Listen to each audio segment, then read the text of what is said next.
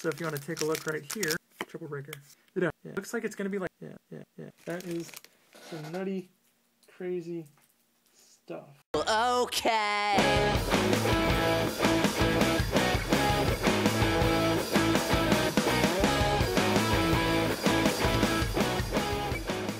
Alright, so I just came back from the store, and guess what? We got these guys in early. It's DMX-14 Perfect 12. Also, hence the suit. I really hate wearing suits, but glad to make an exception. Now, I don't know much about this set, but I did see a poster. So it's kind of harkening back to All-Star 12 DMX-11.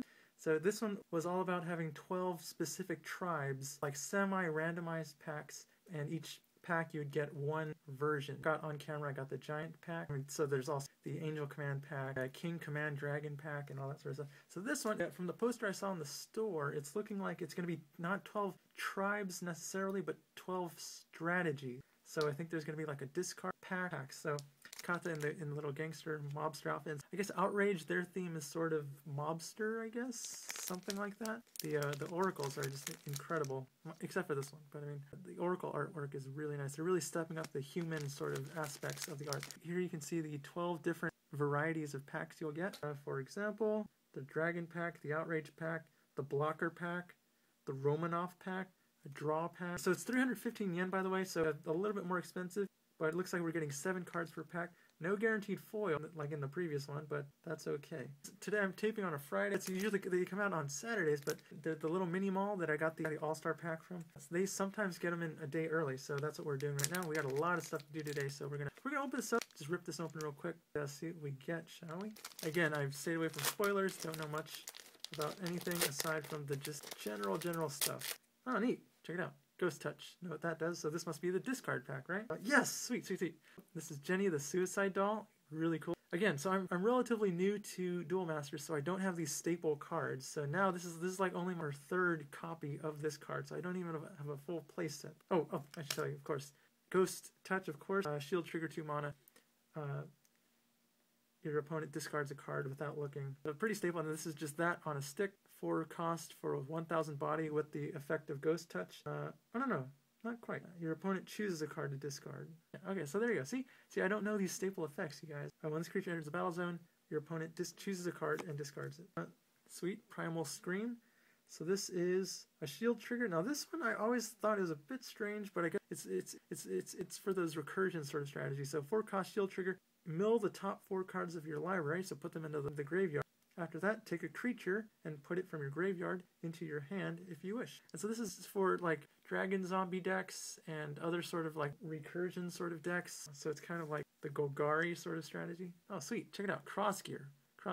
This is like only the 2nd Crossgear I've ever seen in the new card frame, because there's one in black box, which I got. But this one is the first one. And this, by the way, starts episode 3, kind of. It's not a DMR set, but it's a DMX set, so that's usually where, so far we've seen the new episodes start, and then they branch off to DMR. So now Crossgear is often misplayed. I've seen it misplayed so many times. So it's first you pay this cost to put it into play, and then it just sits there. It does nothing, unless it says it does something when it's doing nothing, in which case it does something when it's doing nothing. And then you can pay the cost again, too, in this case, black and white, and then you can attach it, or you can cross it, quote unquote, with a creature, and then it'll gain whatever effect it says. So some is to mitigate the downside of just playing a card for absolutely no worth and just having it sit there. Some Crossgear actually do something when they're not attached to a creature, and then do something else when they are attached to a creature. So this one, the crossed creature gets plus 4,000 power and blocker. So let me just double check with Jenny here. This isn't Jenny the Suicide Doll, this is Jenny the Dismantling Doll, right? Death Puppet, by the way. Jenny. She's running around the city, always maxing out my cards. And this Crossgear, whenever the crossed creature attacks,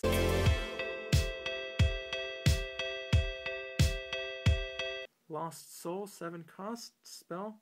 Your opponent discards all, oh neat, 7 cost. So this is like, was it Brain Smash, Skull Shatter? Something from Kaijudo, something Skull Shatter, Smash, I don't know. But this is just that, but the Duel Masters version, 7 mana.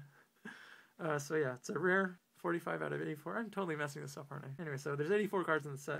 Oh, sweet.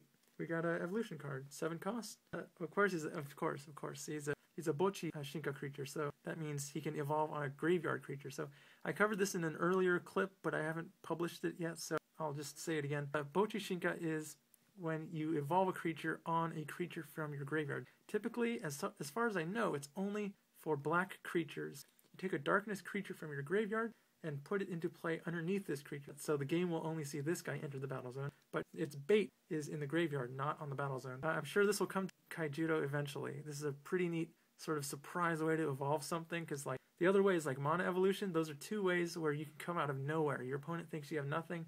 You play this guy, you get a huge creature because it's an evolution creature, and you get it out of nowhere because of the bait is not on the battle zone. There's a better chance that they won't see it coming. So when this creature enters the battle zone, you may destroy one of your opponent's non-evolution creatures. That's pretty cool. Double breaker. And in fact, you know what? I think I have the parasite worm version of this. It's the same thing. I think it's basically the same. Oh, whoa, check it out. Boom. Dang, triple. So it's a triple graveyard evolution, right? Yeah. Bochi Shinka. Galaxy Boru Teksu.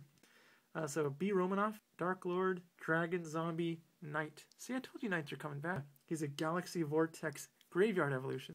So that means this guy needs 3 darkness cards from your graveyard in order to evolve. So that's pretty hefty. I mean, but if you even nail Primal Scream one time, you could conceivably get this guy's bait all ready to go. Meteor Burn, so that's cool. Meteor Burn has it's a template for evolution creatures. Usually when they have multiple baits, they'll get Meteor Burn.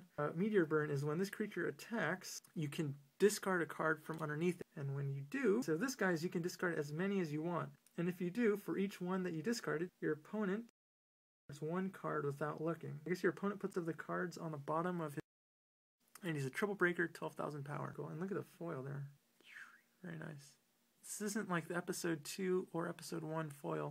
It's just a sheet of foil with the DM Dragon logo. Oh, you got 1 common, 2. Oh, she's common. I didn't realize that. You got 2 common, 1 uncommon, 1 rare, 2 rare, 3 rare, and a super rare. That is pretty neat. So yeah, this is gonna be a pretty quick one, but I think that's that, right? Right. Okay. So, and one more quick note here is you'll notice this is a cross gear, so it's not a creature, but it does have a race. Samurai. So what that means is, just like, remember how I mentioned knights might be coming back? Their rival race is samurais, much before my time, but there was a set where it was all about, like, now we had like hunters versus aliens, then we had hunters and aliens versus unknown, and so now we have Oracle versus Outrage, but back in the day it was samurai versus knights. Samurai had special cross gear that did special stuff, so this doesn't do anything by itself, but it counts as a samurai for any effects that look for samurai. So this is just like the blunderous card type from Magic the Gathering, tribal, where the race on the thing has nothing inherent about it aside from being a marker to be referenced, just like gates from Magic the Gathering's recent lands. So if something is looking for samurai, it might affect this. Like samurai creatures sometimes get extra benefits if they are crossed with samurai cross gear, or, you know, sometimes they can cheat it into play. Like I play this one dude, he could cheat cross gear into play. This other guy, he had a cross gear that wrecked me. It's like, it's 4 cost blue. When it's not attached to something, creatures with like 2,000 or less power can't attack. So that just that nullified all my dudes until I could finally get someone stronger up. But by that time, it was way too late. Anyway, so that's cross gear, pretty neat. Again, this is DMX, not DMR, so it doesn't quite implicate what's going to happen in episode 3, but it is an interesting little peripheral race boost to Samurai and Knight. But we'll see if they hold any real depth in DMR, which I doubt, because it's looking like it's Oracle versus Outrage, and it's like Mobster versus Final Fantasy sort of looking characters. Not quite Samurai, not quite Knight. Anyways, check this out. I did not realize this. Okay, one last little addendum. Yami Michael will probably get a kick out of this, but check this out. On the back of the card, in the fine print, they actually give you the official English version of the set title. So the official English localized version of this set's name is Duel Masters The Greatest Strategies Perfect 12. And check this out. The official English name of this set, All-Star 12, is Duel Masters Rock On Battle All-Stars 12. No hyphen. Remember we were sort of debating over whether there's a hyphen or not, and it's all stars, plural. So that is pretty interesting, right? I'm going to check one more set here, actually. I never throw away the actual packs themselves, but check it out. So this is DMX-7. Boom, it's all in the fine print. You got to read the fine print. The official English name here is Duel exclamation point Heroes Victory Pack Mission Roar Wilder. Here's DMX-6. Duel exclamation point Heroes Victory Pack Mission Die Hardest. Isn't that funny? We got the actual English. I can't believe it's taken this long for me to notice. Oh, and on that note, I don't know if we say congratulations or what, condolences to Ryan Miller departing Duel Masters and Kaijudo and all of that. I recently noticed, I read that he actually designed Hecatomb as well. And they recently took down the link, but there's this game called Uzu Majin, and it was a game that Wizards released only in Japan, and I think they were trying to do the same that they were trying to do with Duel Masters, in that they were trying to build it abroad and then bring it to the US. And so it's called Uzu Majin. I actually just totally randomly, I just went into a random card shop and I saw they have one copy, and this game has been discontinued. I think it ended in like 2008, and it's a box of boosters. Your heart beats fast. I'm thinking about picking it up. It's a brand new sort of card game idea. So do you know Redakai? It's sort of like a precursor to that, where it's like plastic cards and you lay them on top and you rotate them. And as you rotate them, the card fills up. So there's only so many rotations you can make with stacks of cards before it can't do anything else. And at that point, your creature is like an ultimate dude.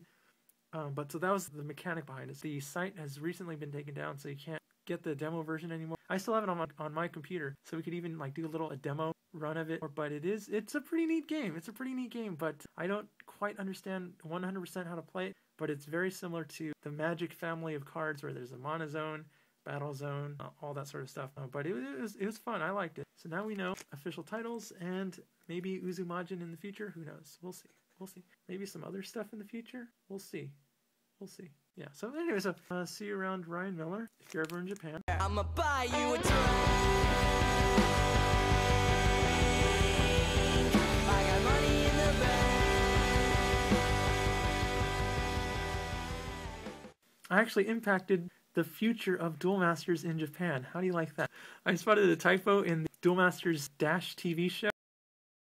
And so I sent them a little message on Twitter, and they actually got back to me saying that they're going to fix it. Yeah, they're going to change the titles, they're going to change their website, all that sort of stuff. What they did is they wrote the word guitar in English, but they wrote guitar. So there you go. I changed the future of Duel Masters. Isn't that neat? I didn't think so. Call me Ryan Miller. On the topic of Dash, I recently pulled this. This is the big boss of the whole thing, Dash Greg in the manga. He's like the puppet master behind everything. So this is Greg, the actual president of Wizards of the Coast. So I think this means I found Willy Wonka's golden ticket, and I get to replace Ryan Miller. I'm pretty sure that's what it says. Either that, or your creatures get plus 500 power, and I'll gain a creature race hero. Either one. Either one.